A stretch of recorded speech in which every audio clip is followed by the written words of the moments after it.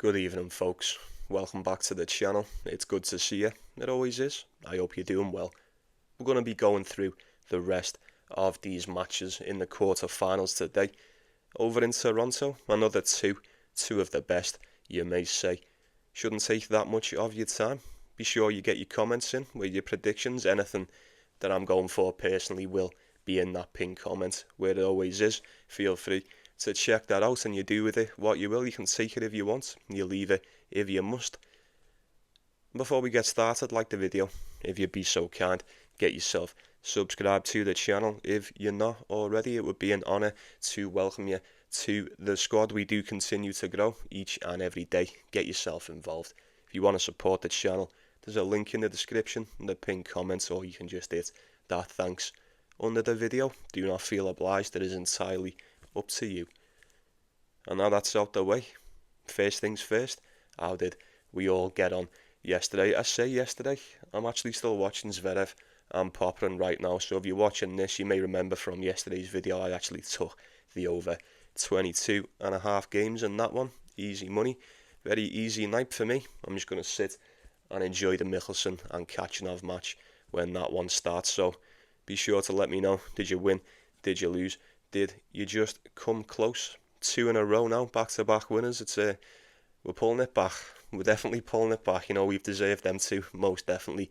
It's been anything but easy this week. But we'll see if we can finish strong. There is most definitely still time for me yet.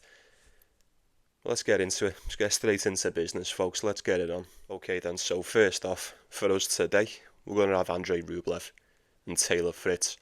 I'm looking forward to this. It is most definitely game on over in the Masters now.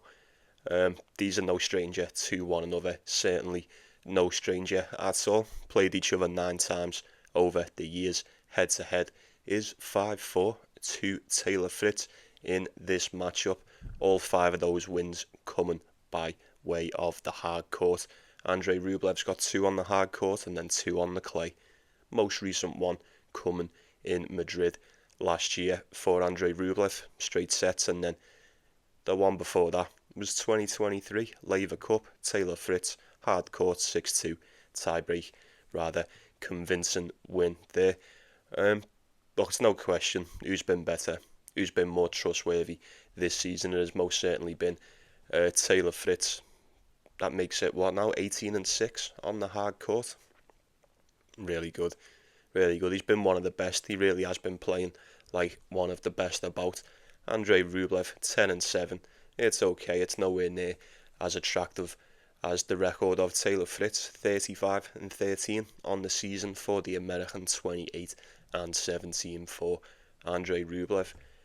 Now, I think it's safe to say I don't think Andrei Rublev has quite faced this version of Taylor Fritz. I think Taylor Fritz is playing as good as he ever has done. Dare we say his best tennis this season? It certainly seems that way. He's looked fairly decent this week too. I mean, the first match was a little bit close for comfort, a bit too close for comfort given the price. Carbias Baena, he did beat him in straight sets, but like I say, very close match. Couple of question marks going into the next one with Gabe Diallo, but he made that one look fairly easy. And then most definitely had his toughest match yet over in Canada against Yuri Lehechka, one of the toughest matches we've seen him have in the past month or two. Well, you know, we're talking about the wins anyway. It was a very hard fought battle. Decent win nonetheless. 3 tiebreakers. It most certainly does not get any closer than that. I'm not too sure if Taylor Fritz was just trying to save himself. He didn't really seem to be exerting himself too much, which is very smart. It is very smart with the US Open at the end of the month. Is Taylor Fritz going to come out and nail himself to a cross, trying to go all out against Andrei Rublev if things start to go pear-shaped? I'm not so sure. You do have to take that into consideration. He's played a lot of tennis. Was flying over the grass campaign. Just hasn't really took a day off. Barely took a break. Grass campaign, fantastic. We come over to the hard court, quarterfinals in Washington, and then quarterfinals again over in Toronto. That's right. I think Andrei Rublev's been good, man. He's been very, very solid indeed. He made it look easy against Hugo Gaston. Bit of a tougher time against Lorenzo Sonego. We kind of expected that. And then the match against Davidovich Fokina. Who knows which way that would have went if Davidovich Fokina could have maintained fitness. He did end up having to pull out of that one. It's a shame. It's a very interesting match. 2 tiebreakers is what we got for the most part. Neither one could really do anything against the serve of the other. I suppose the same could be said for Taylor Fritz and Yuri Lehechka too. I don't know, 3 hours. Was that 3 hours for Taylor Fritz against Lehechka roundabout? It may have been a little bit more. Like I say, I say it all the time though, and it doesn't get any easier after a match like that. It really doesn't. Andrei Rublev ain't exactly the most trustworthy. He ain't exactly the most trustworthy person to go for in a spot like this. I do think he's got more to play for, if that means anything.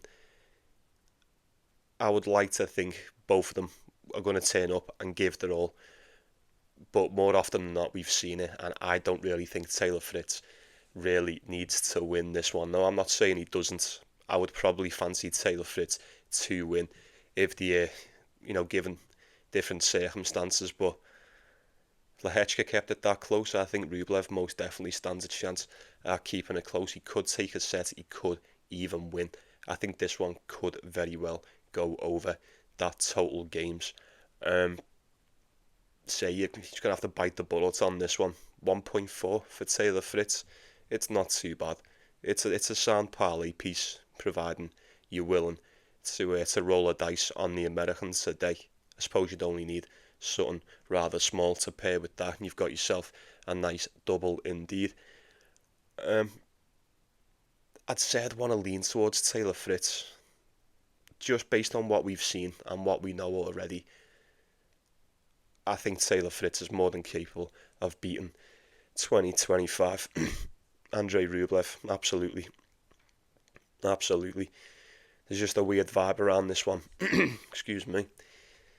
Seems to be a bit of a strange vibe around this one. I don't know, there's something within me saying I think Andrei Rublev can sneak one on him, because no one's expecting it. No one's going to be expecting this today. I do think Fritz had a bit of a grueling match against Yuri Lehechka. If he turns up and looks a lot fresher and 10 times better than this one, I'll be surprised. I won't be shocked. Because like I say, Taylor Fritz is the rightful favourite in this one. 1.4. You do with that what you will. I'd probably lean towards an over. Again, like I say, I'm expecting Fritz to come out and just serve strong like he's done pretty much all season. Rublev seems to be in rather fine fettle indeed over in Toronto, and like I say, I think there's just a bit more on the line. There's a bit more on the line. Whether that's going to help him or not, I don't know. I'll leave him to it. I'll leave him to his business and see how he turns up, but I think for the sake of the price, I wouldn't mind taking just a little punt on Andrei Rublev to steal a set in this one. I think if I had to take it, I'd probably just go for an over in this one. Pick your poison, pay your money, take your choice, and see how you get on. Let me know how you're feeling about that one. Very well, let's wrap this shit up. Last one. We've got the demon, Ben Shelton.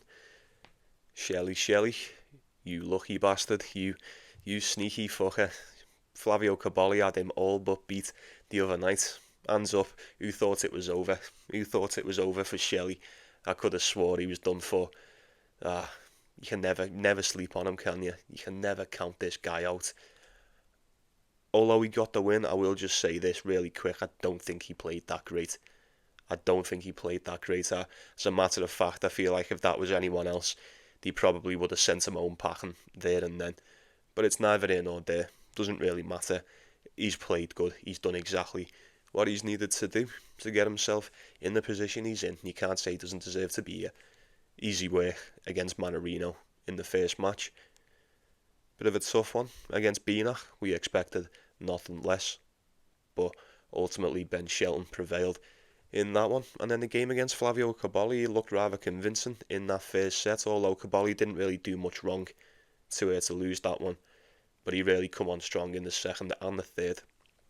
Like I say, it was that close to being over. It was that close to being Flavio Cobolli and Alex de Minaur. Ben Shelton had other plans. Happy days. Happy days. You can't say anything about it. Fantastic, fantastic stuff. You just can't write it. You just can't write it. I think he's got his work cut out for him against the Demon. I really do. How many times have I said the past couple of weeks? Doesn't matter how big you are, how strong, how big that serve is, how powerful the forehand is. It's rendered useless against the Demon.